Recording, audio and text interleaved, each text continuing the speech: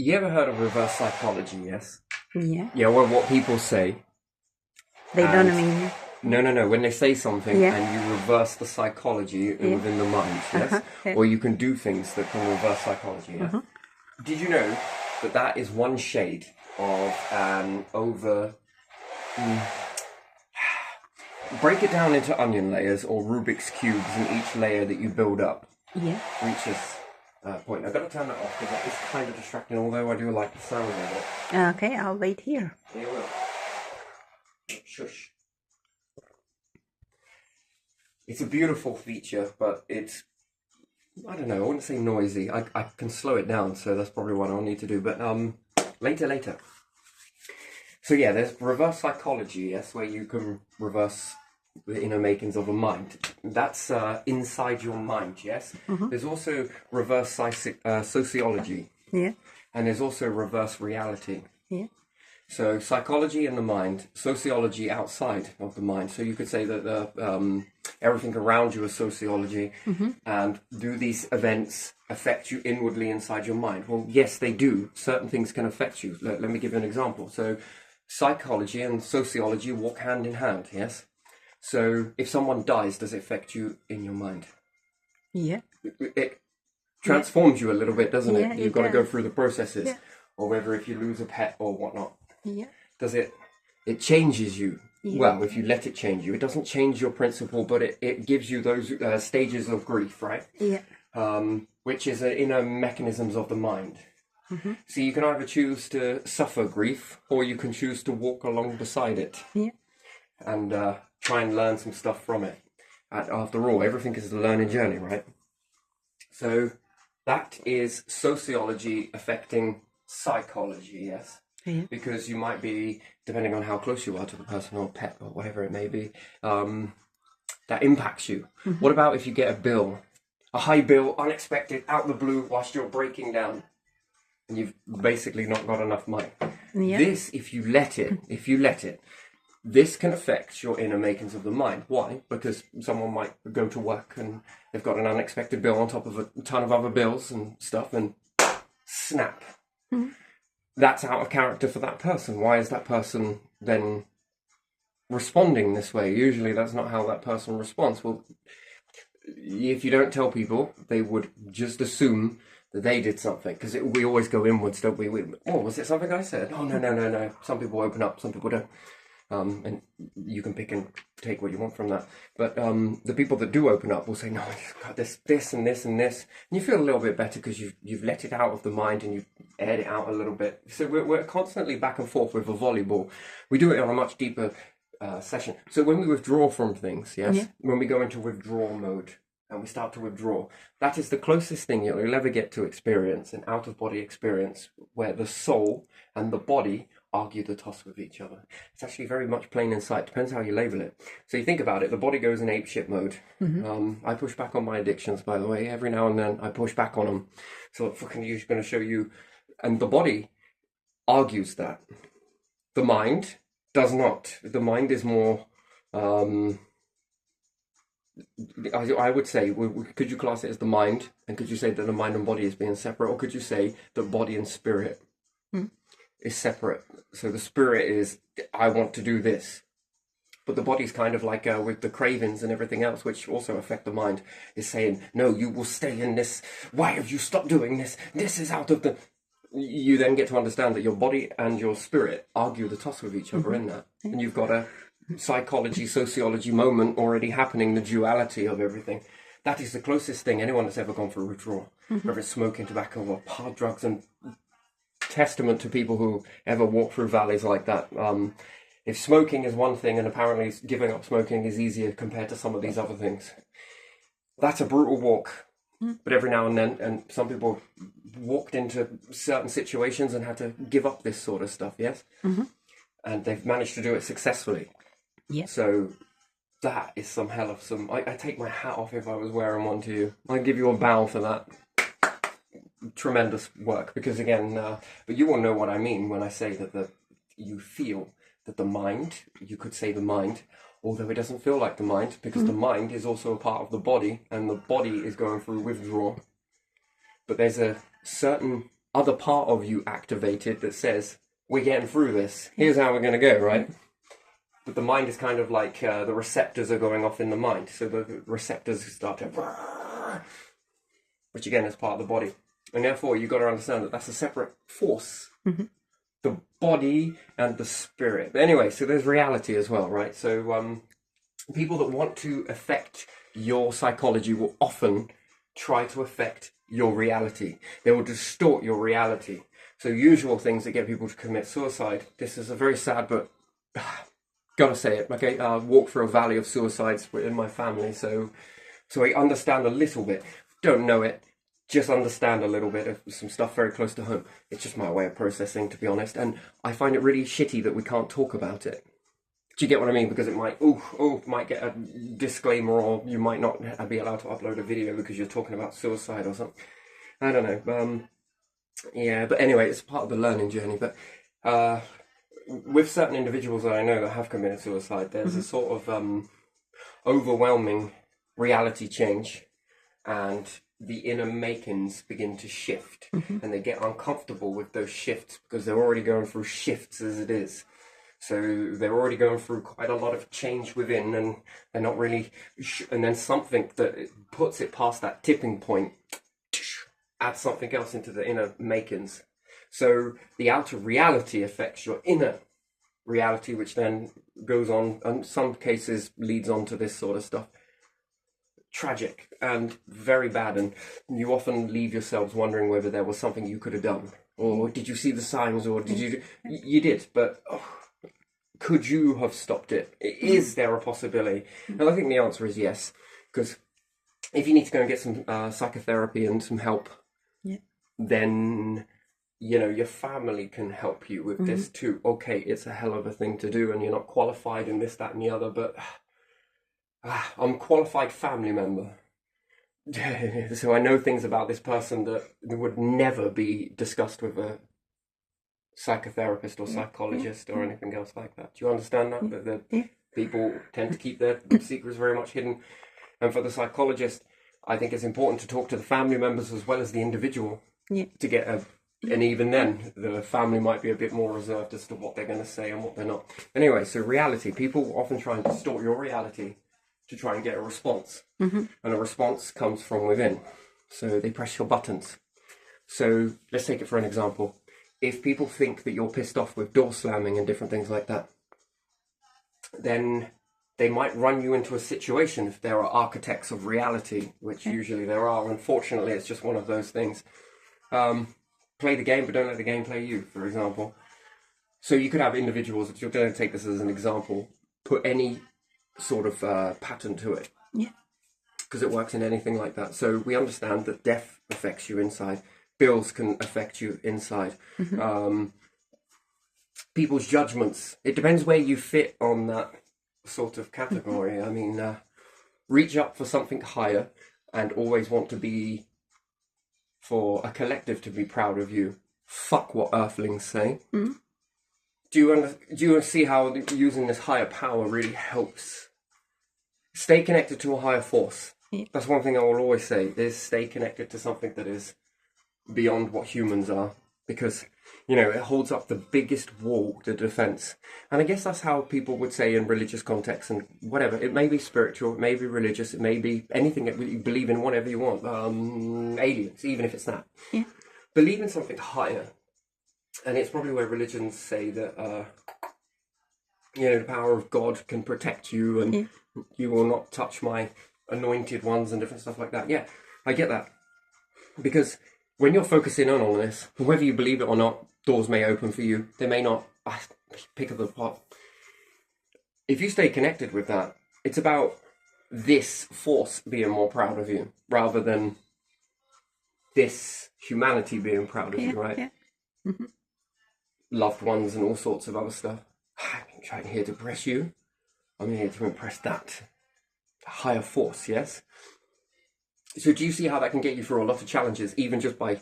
It's a very hell of a mechanism in the mind, isn't it, really? You could say that is the mind, or there's something more to it. The more you align with this, the more it protects you, because of... It means that Nothing here matters. People's opinions don't matter. People's actions don't matter. What they say, what they do, and how they respond with you, by and large, it doesn't matter. And if this is going to be building a prouder thing for you with whatever this force may be that you align to, spirituals, whatever, you're trying to impress that. That, without even needing to say a word, says that if this force is watching you and other people, then what's it saying about them? And then where do they fit into that scale? Well, enjoy it while it lasts type of attitude, right? Yes, you enjoy what you have done and what you need to do, and you continue to do what you need to do. The only thing you are proving is yourself. Interesting. So yes, reality can be influenced because people want to get into your mind. There are some sick individuals that really want to destroy your mind if you let them. At the end of the day, it's a choice. You can choose to let them affect you, or you can switch it. Let me give you an example. So let's say, for example, I hate banging and loudness and different stuff like that. And oh, my days. Oh. You see, there's two ways to operate in life. One, set things up so that when these things start to happen, you become aware of people trying to press buttons. So let's give an example. Let's say I hate eggs. Yeah. Let's say, even though I don't, but let's say I do. Mm-hmm. And I pop this out there. Yeah. And I pop this out there, and I pop all of these things that I hate, which I actually don't. Just put them out there. Anytime somebody or group, it usually works in groups, generally individuals don't go out trying to trigger people. It's usually groups. And groups in this way can be controlled because there's something that they don't understand. You can set things out and put these little traps out that when they walk into them, they're like bears walking into a bear trap. Yeah. They will start to do these things, and these things then start to happen, and then you'll have to chalk it up to coincidence. Well, of course it's going to be coincidence based, because these people don't want to get caught because they spend a whole long lifetime hiding away from what they do. Yeah.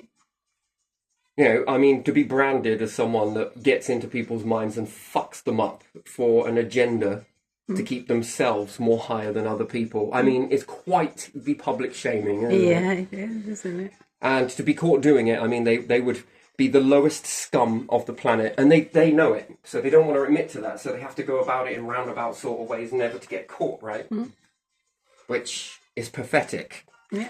And they can't ever be honest about this sort of stuff, Yeah. so they have to be very sneaky and sly. But you can put things out there that when they start to press these buttons, they are doing nothing more than pressing in a certain code into you that doesn't make you react. It makes you go, someone's just typed in that combination. Interesting. But they'll try and convince you that it's coincidence and everything else and a coincidence. It isn't. Because if you believe that it's a coincidence, guess what they can get away with? Even more darker, shitter stuff. Oh, he believes it's a ghost. You know, greatest thing. Or if I come into someone's house and move it all about, but I've got the control of the power to influence their technology. And I would then see them writing a text message to their friend or something else, saying, let's say if I hacked into their devices, I'm not saying that I have, but let's say if I did, they then write to their friends, I could have sworn that there's shit moving in my house. Shit, they're starting to rumble me. So what could I do? Well, I start spinning a narrative of poltergeist activity and ghosts and greatest cover story ever, right? You know, what would they then believe? Because then I will have to shift their belief system, but you don't just go up to someone and just do it because you'll hit a wall. You subtly do it. So, because you want to cover your tracks, right? So you've been in someone's house moving, going through all their stuff and everything else, and things have moved, and you pick things out, and you're like, oh, what is this? Oh, yeah. See, do you notice that I'm forgetting where I'm putting the stuff back, and then the person comes back and it's like, I don't know, did I leave this shit here? Like, things moved. What's this? What's that? Well, perhaps you're not going to notice it on everything, but subtly on I do something, these exercises with you and Littlin. Walk in and figure out what I've moved. And then we all play this exercise, and then the more and more awareness you become. Anyway, it depends. Just an example. So I would have to erode you and make you believe something, because then it stops you looking at me. It stops you, reaching for the police. I think someone's been in my house. Well, she's have to change your locks or whatnot. I don't want you to change your locks. It was hard to pick the last ones and get the fucking key cut. And this, that, and the other, and everything else, right? So once I worked out the combination, I've got easy access. I don't want you figuring that out. So how do I do it? Well, I make you believe in something else. So I shift your belief system by using sociology to affect your psychology, which then gives me the golden ticket to keep doing what I need to do. And the more and more I watch this, I think I have a ghost in my house. Fucking yes, you'll believe in it. And I begin to see this, and then this starts to transpire. Yeah, because things move. And then, I'll come over with a Ouija board and a bottle of wine and we'll do some shit here. Then I know that that's fully going. What are you not suspecting? That someone's in your house looking for all your shit. Yeah. Maybe stealing from you. Maybe that. Yeah. Do you get what I mean? It's a very interesting thing. So that would be a reason. But what would my agenda be? Well, to steal maybe, or to gather data, or to see if you have something. Maybe someone else has it. Group of people, and they have to go through all of them. So one by one, they will go through their house and move some weird stuff. If it's a group, right? Yeah. But individually, a thief. Yeah. Could you imagine if a thief learnt psychology and then sociology? They would need to know sociology to understand psychology, which then sociology is the outer workings of your world that has been moved by this person being a thief. Let's say, for example, I've been around a lot of thieves. And, you look at them and think, fucking hell, you could really better this skill if you understood psychology, sociology. I could have sworn I shut that. Yeah, have you ever thought about it? You could have ghosts. Should we get a Ouija board? What about some sage? We could burn some of that, Or we could smoke it. Yeah, it'll save you from getting possessed by anything. Just kidding, but still. Do you get that then the person's like, oh yeah, I never thought of that. Fucking hell. Do you really think so? Yeah, I do. I seen something in your house, I have. I saw a shadow move. Yes, that's generally what fucking shadows do. But in the moment, we just saw a shadow move, It's just a bit... Anyway, so you could do door slamming and different things like that. There's another one. You could say that you hate that, and then lo and behold, you move into a house where all of this stuff seems to be happening, right? And then you can reverse this. Yeah. This is then reversing reality. This is another thing, which you could say sociology. So the people that would move you into that situation, if they did, just hypothetical, would then feel like that they've got... We're going to be affecting this person because that's what we want to do. They just get so hooked up on it, and you have to ask why. Perhaps they don't like you. Perhaps you've pissed them off. Perhaps you made them give back loads of money because they were taking it unlawfully. Maybe you've done a lot of things like that, right? And they've got some sick fucking way of just wanting to get back at you. And so they might alter your life in ways to set the stage. They didn't have anything to hand. But this person has just called up and said that there's loads of this shit going on in this property. Okay, well, we move them over there. It's a bit like fucking chess. And then we move this person over here. Perfect. Perfect. Look how it destroyed them last time. And then you begin to... And then like, is everything all right? Yeah, it's fucking great, actually. It's wonderful. So, are you sure everything's okay? Yes. Yes, I am. This is how you then reverse it. Well, I'm going to do it back. Not back intentionally, but it means that I can do it back. I've got free reign now to be loud. Why? Because you are also loud. Why is someone who is generally loud going to give a shit about loudness from somebody else? Yeah. Unless they've been told to do it, of course. Then that is going to cause a problem. Why? Because it's fun when you're doing it to someone and feel in power. But when the other person starts doing it back, that is a fucking... Yeah. Do you get what I mean? Yeah. Like, then they don't like it, do they? No, because then you can understand that people meet their match, or they then create a life that they really didn't want. Yeah. Now we're starting to figure out, is this a bad idea? I wish, there's the word, I wish I never agreed to do this. Yeah. But it's too late, because once you are in some kind of agreement with someone else, then they hold it against you, don't they, as well? And then the group that is orchestrated that through someone else, because no way they're going to get their hands dirty. They're going to have deniability so that they can push someone under a bus if the person gets caught, and if there is a chance that they could get caught. These are expendable. Yeah. We are not. Forgive me, I've had a little bit to drink, but I've actually had quite a bit to drink. So so again, distancing themselves away. Yeah.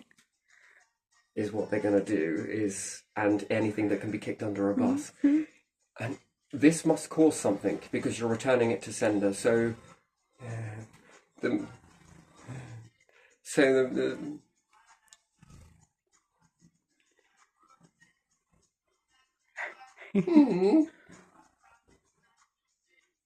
they're really up and about today. So, so if they had an agenda to trigger this off in somebody, and it doesn't work, and it falls flat on the nose, and then you begin to use this to your advantage, that means I can be a bit louder.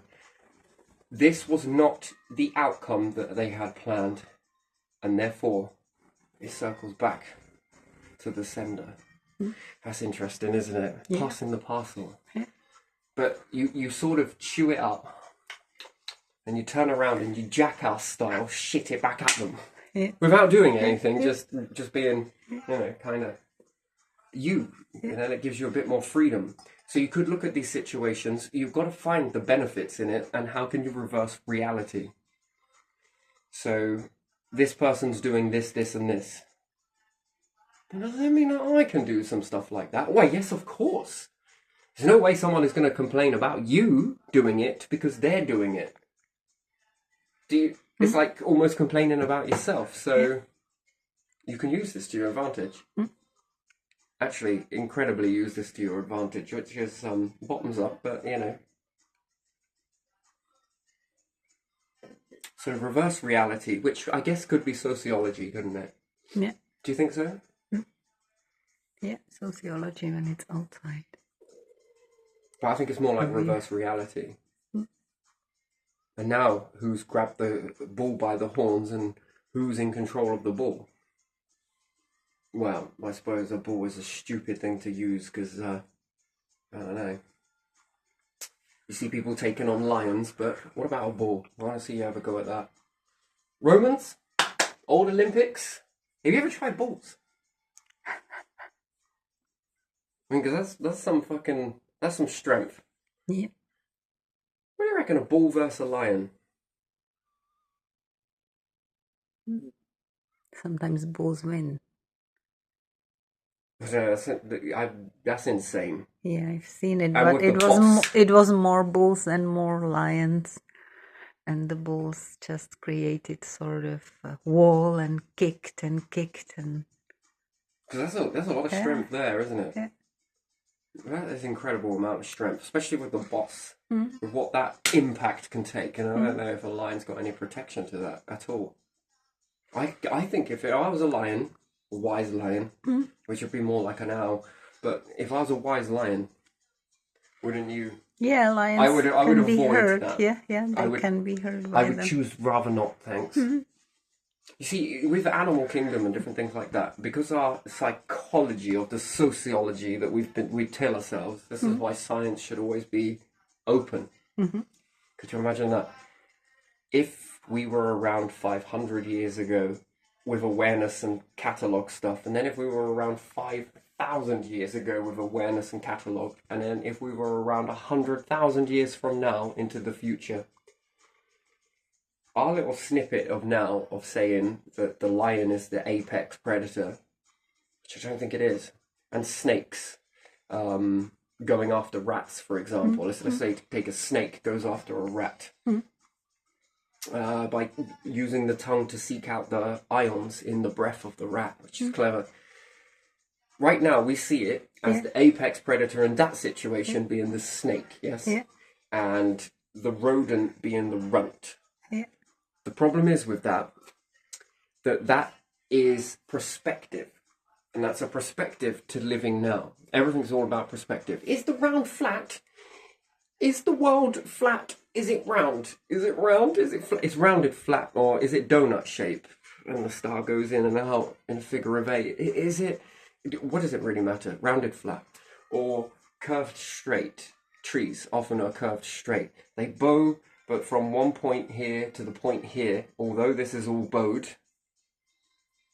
it finds its straightness again, which is very interesting, and its balance is incredible. This is why it's a fascinating thing. And building a pendulum and different stuff like that, you'll notice that this one broke. Too rotten, I'm afraid. It's really rotten. Look at that. But yeah, do you see how that this is bowed here? Yeah. Mm-hmm. But do you see how it's straight from point here to here? Yeah. From where my fingers are. Mm. Do you see how it finds its... That's incredible, isn't it? Yeah. So you could say that this is straight, curved straight. Mm-hmm. Do you see how it's curved, but it's from here to going here back is to the exact same. Mm-hmm. It always finds its... On all of them, when you follow them along enough, you'll find the part where it's here and versus here, and it's straight, and all the rest of it could be warped as anything, but it always finds its center point. Yeah. So whatever it had to grow around. Anyway, fascinating, this piece of wood. I was going to carve this into a... You see, you can either make it into a shark, yeah, or you can make it into a bird. Uh-huh. Do you see that? Like, it could be a shark, or, you know, put a fin on there and different stuff. Or you can make it into a bird. Make a flute. Or a flute, yeah. But it's just it's too rotten. But again, this is just an experiment to see whether I can reboost this one anyway. I'll have a look on there and see what I can do, which usually I can. So, yeah, reality is a very fine thing. So due to perspective of what we see now, and everything's about perspective. So is the world flat or is it round? Who gives a shit? It's one of the biggest things. Are you ever going to plan on being a giant? No. Then why do you care whether the world is flat or round? Yeah, you walk on it anyway. Right, but due to your perspective right now, you won't see it. So what perspective is the correct perspective then? From space? From our view? From the top of a mountain? So if we see it straight, and remember, sight bends with gravity. If you're expected to believe that light bounces off an object, hits into your eye, and light can bend round a star on a eclipse so that you can see stars, because the moon isn't hollow. Maybe it is in places, who knows? Yeah.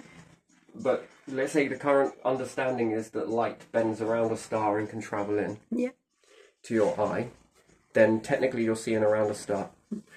With that logic, what is happening? Is the light actually bending around, or is your sight bending around the object, or is it reciprocal and it's 50-50? And if it is, now let's shrink that down into human perspective.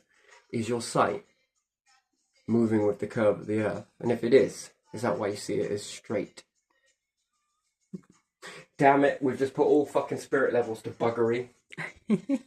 Right, and then to say that this is straight, this building is definitely straight, and then what, I go to space.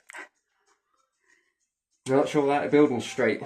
I need another spirit level, planetary.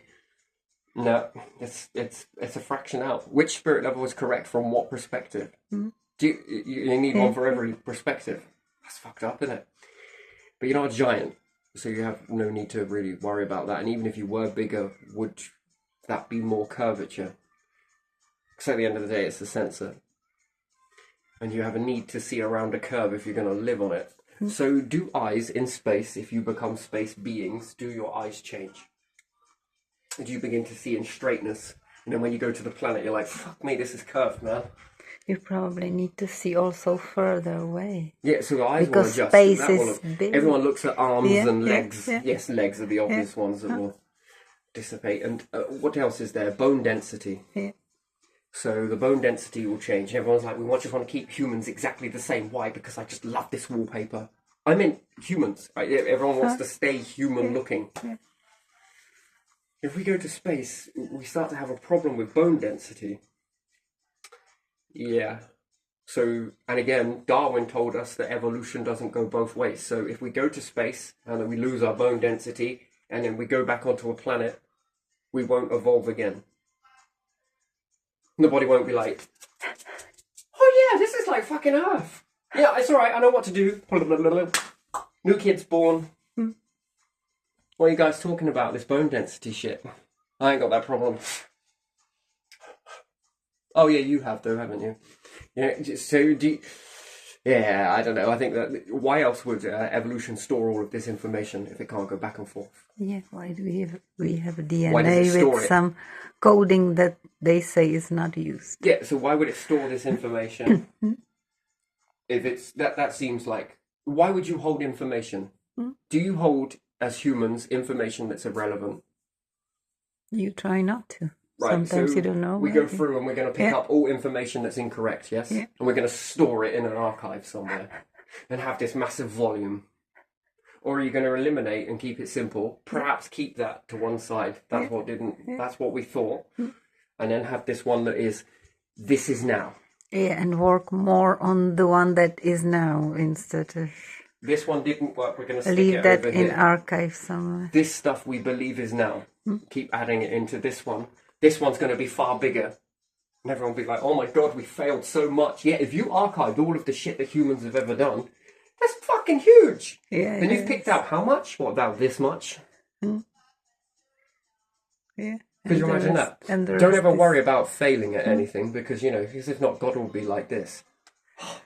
Oh my god, look at these failures. Oh my days. I think he's going to be more, if you say he, shim, she-male. Hermaphrodite. Anyway, is it going to be more focused on the stuff that's working, on all the different pots that is working, holding on to this stuff? That's how not to do it next time. Is there a way that we could fast track this? God, one step at a time, God, come on. Collective universe, let's get through this cycle first. We'll worry about that shit later. Sounds like a plan. Oh wait, that is the plan. Hold on, is it? Could be. Anyway, so yeah. So viewing an animal as an apex predator, can you believe that? That we'd be stuck on our beliefs that the rat is the prey and the snake is the predator. And then something happens that evolves. Because do you know something here? Like, if there was an ice age that covered the whole of the planet, guess who becomes the apex predator? The fucking rat does. One is able to cope with cold temperatures. Snakes, no. Do you know they slow down? Almost become statues. Yeah. What do you think if food disappeared for the rat that it usually feasts on? What happens upon a fucking snake? And it all this time you used to fucking chase me around. I'm just going to eat it. Survival's going to kick in and boom. And then, if we were aware of what we're learning today and we were to put that into an ice age, we'd be like, the heavens have turned. Yes, they fucking have. We would see rats hunting snakes. Yeah. Seeking them out. And then we'd have a whole new David Attenborough, but, you know, perspective. Again, it's now about perspective is shifting everywhere, right? It's never ever, you can never settle on a perspective and say, this is how it is. Because it's only how it is because it appears based on your perspective. Like, what's the planet? It's flat. It's definitely flat. And then people go to space and like, oh shit. Look how round this fucking shit is. We've told everyone it's flat. But if people went to the edge, they would fall off the fucking planet. Isn't that how it was in the beginning? I remember a teacher, I can't remember her name. I can. Anyway, it will come to me later. That is even relevant. This is a story back when I was in, oh my days, reception. There was this teacher having this very short hair, religious lady. She reminded me a bit of Miss Ward, but not. She was talking about a plate that they once believed that if you rowed out to sea to a certain degree, that you would keep rowing until you fell off the planet. Yeah. That they believed that the world was flat, and then she picked up a ball, but she had a plate and a ball. Great story. I was not focused on any. I was imagining all of this. It was like, wow. It was a very long time ago, by the way, even in my current understanding of it. And yeah, she said that the people would row and they'd fall off. Row and they'd fall off. But actually what they found is that they would row and they would keep going around and around. And, you know, beliefs had to change and this, that, and the other. And I was just like, fuck, this is fascinating. This is some really interesting stuff. But perspective, right? Again, that one doesn't work with perspective. So again, everyone's being taught that the world is flat. Yeah. Back then is what she was giving us that understanding until they understood and changed. That it was rounded, you know, in a very gentle, young kids growing up, children in reception and stuff. Excuse me. I'll save that one for later. And yeah, that's how your perspective always changes. So we could look at the world and think lions are predators and all of their prey, but that's due to perspective. If those animals got together and grouped up, and their food source went, and they had a change, they might start eating lions. So if you had two David Attenborough, let's say if there were two people that were similar to David Attenborough, here comes a lion. Okay, right, it comes over and the snake is slithering, seeking out its favourite prey, being the rat. It uses it by detecting the ions that breathe out of its breath. Okay, and then fast forward to an ice age or something happens, some catastrophe, and the rodent is faced with die or change your food supply. How are you going to change your food supply? I'm going to fucking eat them snakes. And we seek them out because the snake is so slow that when it gets cold, the rat knows that when and how to seek it out because it freezes. You can understand that. So largely, reptiles have to bask before they can move. Or they have to be in a very hot climate. So you could say that these life forms are from a planet that was, it's just my understanding, for that amount of evolving, you could say that it happened on the Earth. Then all life on the planet would be adaptable, no matter what. And you wouldn't see mass extinctions. So no, we'd have to understand that dinosaurs. So who, in that regard, is the imposter? And again, our bodies are designed for hot, but also a tepid environment. Nature is more damp soil, but drier atmosphere. Mushrooms is damp all the way across the planet. Steamy, not rain, but steam. Very hot and very steamy. Again, that's a life form that comes from you are on your planet alone is multiple different life forms from different biomes, different star systems.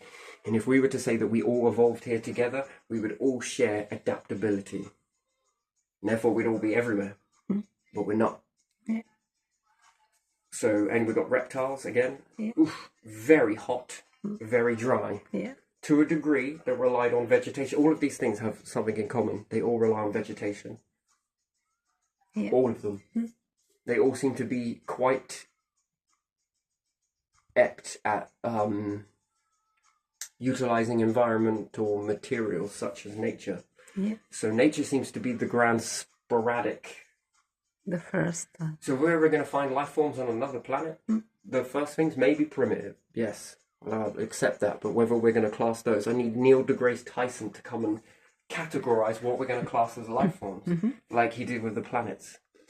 We need someone like Neil deGrasse Tyson to say, is small extremophiles really classed as life?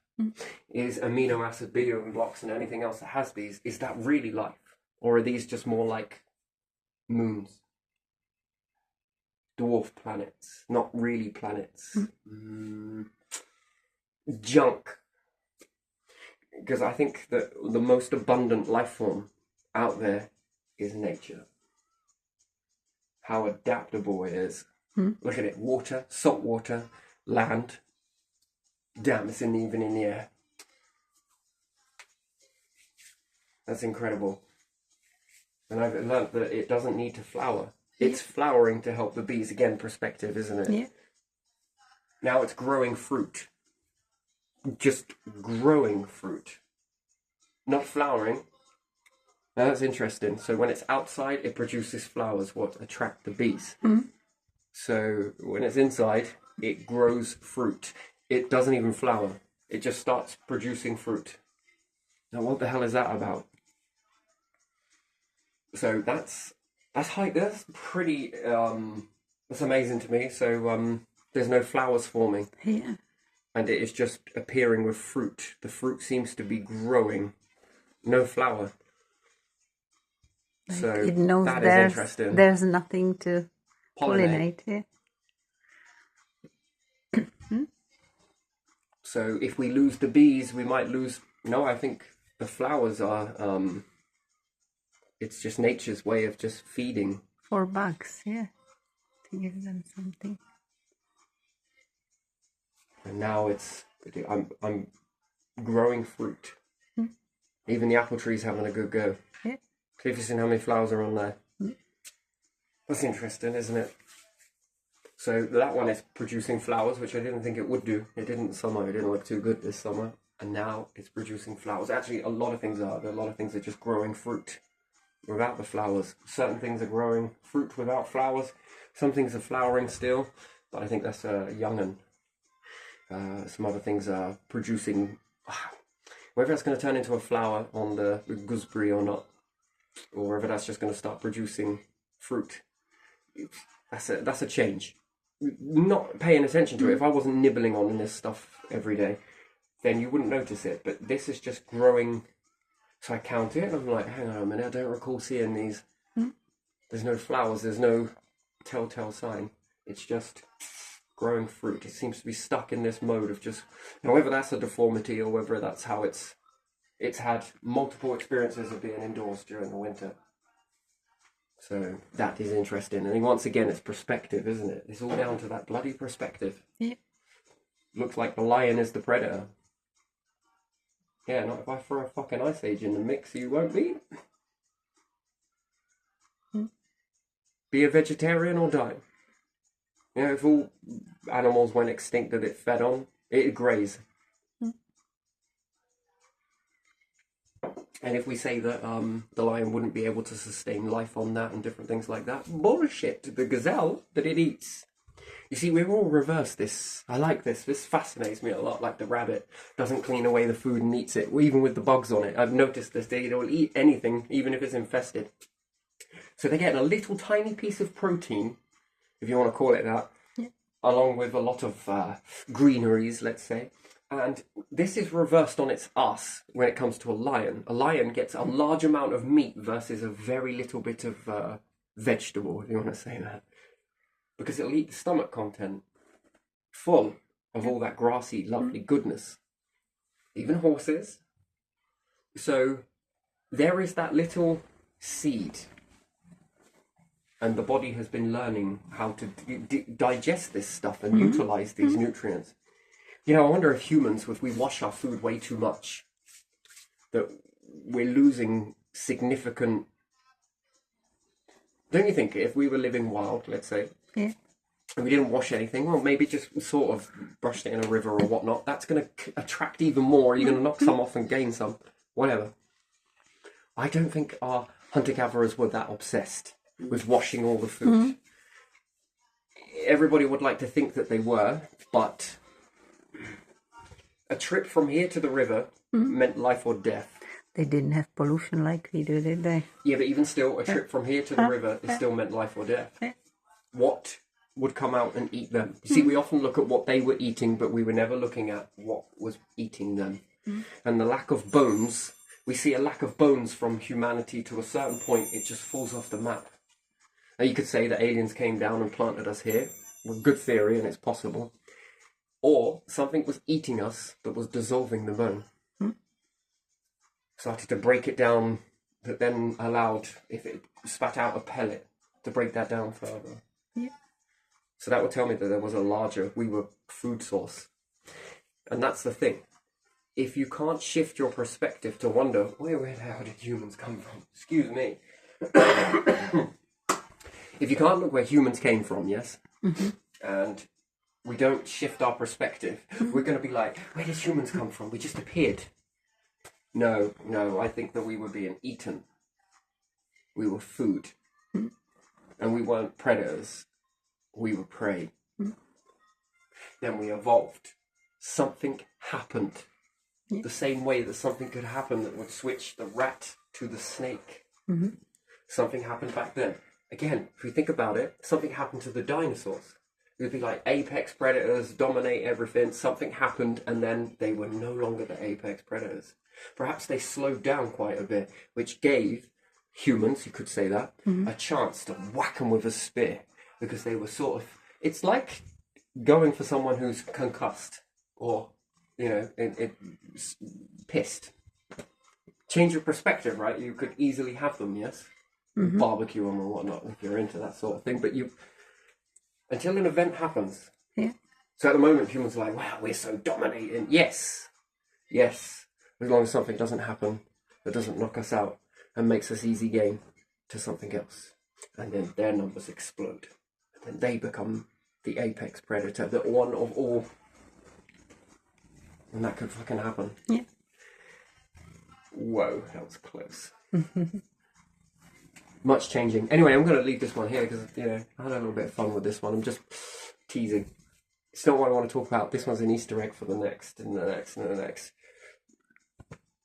It has been a fun little journey, this one. But yeah, we'll see on the next one because there is something that I've been thinking about. But yeah, let's have fun with that. So, shifting reality. Beautiful, isn't it? Affecting reality. When people try to affect your reality, you can utilize this to your advantage. Always look for the advantage.